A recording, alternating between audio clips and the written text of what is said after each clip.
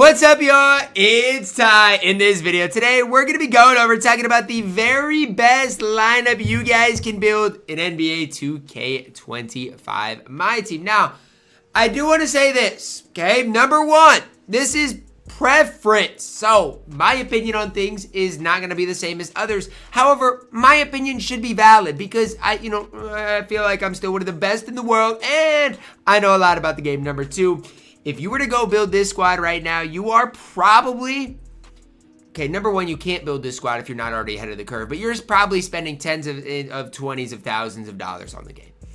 And so I want you guys to know and realize, you don't have to have a squad like this to win. But I think it's important to talk about the best squad, so if you come up against them, you know what type of squad you are playing against. Now, at the starting point guard position, we've got Michael Jordan. Now, the 100 overall isn't on here. So, again, I'm just going to plug in a bad Michael Jordan card so you guys know what I'm talking about. 100 overall MJ. He is the best point guard on the game, and it's honestly not particularly close. Now, he's insanely expensive. So, know and realize he is not worth the amount of coins he's going for. But he is point guard one. You look at it, Matt Ryan based on very quick, Garland dribble style. He's really good. Corver upper is fantastic, has great badges. He's 6'6", defensively he's a beast, he's a stud. There's not many negative things at all I can say about Michael Jordan. There's just not. I mean, the card is a beast, the card is a stud. He is your best point guard in the game. And like I said, it's not particularly close. The difference between Michael Jordan and that next best point guard is massive.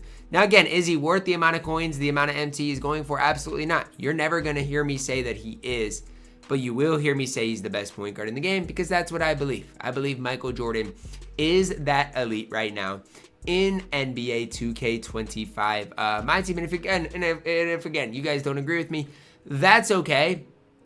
But I want you guys to know my thoughts on it. MJ is that good in my team. Coming in at the 2 guard here, I'm plugging in Julius Erving's Dark Matter. I feel like every time I use Dr. J, I just get higher and higher on the card. Now, I do wish he had the John Wall base on very quick. That's maybe the one thing that I wish was better. But defensively, he's a beast. He's 6'7", comes with 21 Hall of Famers, 93 balls, incredible, max dunking. And I mean, sure, you could argue that you wish his release was quicker, but I feel like for the average person watching this video, you're going to green more with his release on normal than you would if his release was on quick or very quick. So again, there are two sides to it. I obviously do wish Dr. J, did have that quicker release, but that's just my personal opinion on things. I still love Dr. J. Right now, I'm using the Pink Diamond Dr. J, and there's an exact situation. There's no need to go get the Dark Matter Dr. J. Just go get the Pink Diamond Dr. J that it has a couple of extra Hall of Famers and boom, you're fine. You do not need Dark Matter Dr. J. You can save yourself a lot of MT if you just pick up the Pink Diamond, and it is definitely something that I would recommend to you guys. I do think Julius Erving is that, or at least one of the best shooting guards in the game right now. At the small forward position, we're plugging in Dark Matter LeBron James. This LeBron James is definitely way ahead of the other LeBrons. And it's really because of a couple of things. Obviously, statistically speaking, he gets a ton better. Plus, he also gets the LeBron James base on very quick. Now, no matter what LeBron James you have, his release is super easy to time, easy to green. Now, I will say the difference between LeBron James on normal and LeBron James on very quick it's a pretty big difference. And I'm not going to sit here and act like it's not. It is a pretty big difference.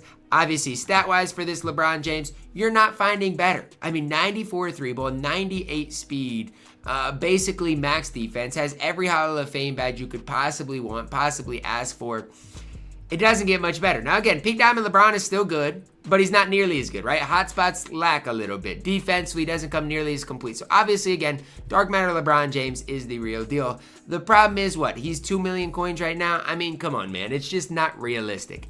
At the power forward position, I'm going with Dark Matter Hakeem Olajuwon. Now, it'll make sense when I go to my bench unit why another guy is not plugged in here. But the reason I really like Hakeem is this. Defensively, he's absolutely elite. And offensively, he's got a smooth release. And I feel like the most underrated part about Hakeem Olajuwon all year long has been that release. It's relatively quick. I think it's relatively easy to time, easy to green. You plug those things in, you realize he's 7 feet tall. He's got hotspots from nearly everywhere. He's basically maxed stat-wise defensively. Tell me why this Hakeem would not be making the best squad in the game. Now, I get it. The DeMarcus Cousins upper, it's, it leaves a lot to be desired. And I know that because I've got DeMarcus Cousins, and he's absolutely horrible. But trust me when I say Hakeem is still the real deal at that power forward position. At the center position, Galaxy Opal Victor Wembanyama. There's really no debate here. Now, the sad part is, and I want to talk about this. If you look at this starting lineup, you are probably looking at a lineup that costs, I'm trying to do some quick math, 12 million coins, maybe more, maybe even upwards like closer to 15 million coins, which is just absolutely absurd. It's absolutely ridiculous. Okay, it's not worth that. Victor Wembanyama, 93 ball, 85 speed, really solid defensively, hot spots from 4 to 5 places around the arc. Now again, is he that much better than Pink Diamond Victor Wembanyama? No, right? The big thing here is the speed does go way up. That's definitely important. Obviously gets a few more Hall of Famers, but the release is still the Wemby base on normal, which honestly, it's a really smooth release. He is the best center in the game. And honestly, if you're running Victor Wembanyama, you've got what you need. Like, Wemby is literally the cheesiest card on this game, and it's not particularly close. You guys can say I'm up here sitting gassing Victor Wembanyama, but he is that good, that elite on this game. Trust me, Wemby is the real deal. Heading to our bench unit, backup point guard position, I'm plugging in Dark Matter Gary Payton. I am a believer that I'd rather have a point guard that has more offense than a guy like Magic Johnson. Now, I will say Magic Johnson is in my 11th spot because I do think Magic Johnson is good enough to deserve that. We'll talk about both cards. First guy I want to talk about, Gary Payton. I feel like him compared to MJ, right? MJ is obviously taller, but Gary Payton gives you a ton on the floor. 6'4", 6'7" wingspan, hot spots forever, 93 3-ball, 95 driving dunk, 97 speed, max defense, defensive badges, immaculate. Lowry base on quick is perfect. D-book dribble style. I just don't see how you guys can hate on this Gary Payton at all. I think offensively, you can make the case he's up there as being one of the best offensive point guards in the game. And defensively, he's still a menace, guys. Like, he's still max defensively. I'm telling you right now, Gary Payton, for his value, is way ahead of Magic and way ahead of Michael Jordan for his value. Now, he's still expensive, but compared to those other top point guards, give me Gary Payton. Now, when you look at Magic Johnson, way different card here, 6'9". That's the first thing I want to talk about. Being 6'9" is crazy. With that being said, 93 3-ball, 97 speed, good interior, perimeter is solid as well. There's just a ton to love about Magic Johnson. And so, when you are comparing Magic Johnson to a guy like like a Gary Payton, it really is preference based in my opinion, but I do think Magic Johnson is that next level good as well. One of the tougher point guards in all of my team to have to play against, to have to defend against. And again, if you want to talk about Magic Johnson being your favorite point guard in the game, that's fine. Like, again, you got to pick your battles, and I'm not going to argue you guys against that. Like, again, when I play against Magic, he is an absolute cheeseball. It is tough to argue against the card.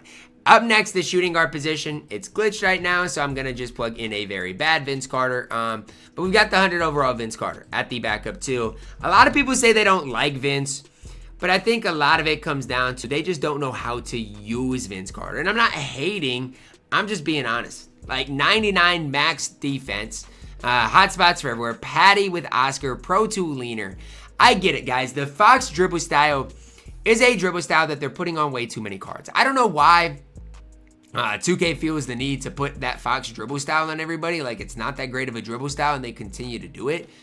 But it's one of those things that it's like, guess what? Everything else about Vince Carter is perfect. The Patty Mills, Oscar upper on quick, Pro 2 leaner, Fox dribble style. Like, he just gives you so much on the court that I think you got to gas what this Vince Carter does for you. Again, 6'6". I feel like defensively, he's honestly underrated, right? 99 all across the board. Most of those badges are on Hall of Fame. Now, why do I think Dr. J is just as good? Well, here's the big thing. Dr. J is going to be taller. I think that Dr. J has is easier to use than Vince Carter. I think it's really as simple as it gets, right? Vince Carter has a bigger skill gap, but Dr. J, simply put, is easier to use. So I do think Vince Carter is your best maybe shooting guard, maybe most talented shooting guard in the game, but you gotta know how to use him. At the backup three, we are plugging in Dark Matter Giannis. I do think I personally prefer Giannis at the 4 more than the 3. That's just my preference, just because I would rather have extra offense compared to extra defense. That's just me and the way I play. Giannis 79 3 ball, 96 speed, max defense, Giannis base on quick, Giannis dribble style. There's just nothing to dislike about Giannis Antetokounmpo at all. Like the 79 3 ball feels like a 95 because the Giannis base is so easy to time, so easy to green. If you're missing with Giannis, honestly, and take this in the most respectful way possible, you need to look in the mirror. With every Giannis, you should be greening every shot, whether it's the opal, whether it's the pink diamond, I don't care. Giannis has such an easy release to time to green in this game. Like I said, if you're missing with him, it's probably a you problem, not a Giannis problem. Defensively off the charts good. Giannis comes with hot spots from 4 to 5 plays around the arc. He does make the best squad in the game.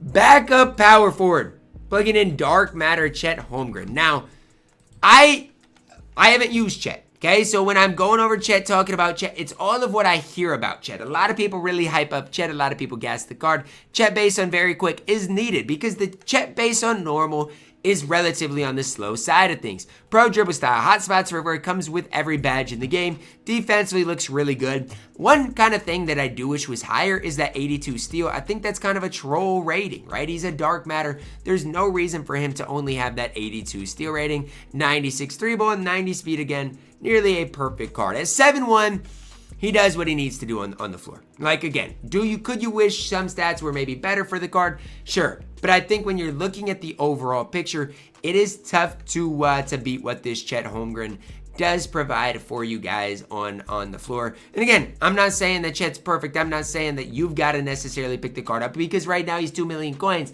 But he does make the best squad in the game. Backup center, plugging in Kristaps Porzingis in the 100 overall Kristaps Porzingis. So I'm going to throw in a bad KP as we do talk about the 100 overall Kristaps. 7'2", 7'6" wingspan, center power forward. Now, yes, is Kristaps better at the center or the power forward position than the center position? He's definitely more cheesy at that power forward position, but I feel like we don't have that second best great center in the game. I don't think Yao is that good. I don't think Zach Edey's that good. So I'm just plugging KP in right there. Again, because he's 100 overall, he's going to have max stats. His release is on very quick, which is incredible. D-book dribble style. I would argue that Kristaps Porzingis is the best card in the game right now. That would be my argument. Again, can play that power forward position, has max stats. The Kristaps Porzingis base is elite. Hot spots from everywhere. He's hard to contest against the power forward. And so that would be my argument.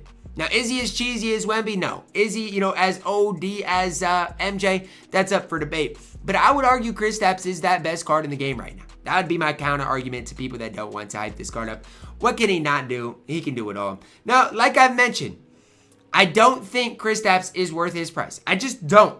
And that goes for all the 100 overalls so far this year. I just don't think Vince was worth whatever he cost. I don't think KP is worth it. And I definitely don't think MJ is worth it. Now for my 12th and 13th spot. At my 12th spot, I'm going to plug in Michael Beasley. If you know how to cheese around a screen, Michael Beasley is probably maybe going to lead you to more success than even dark matter LeBron James. But the bad part about Michael Beasley is he just doesn't play a whole ton of defense, and so it's tough for me to be super high on him when defensively he does leave a little bit to be desired. But if you're looking for one of the best offensive cards in the game, it is Michael Beasley. Fully badge him defensively.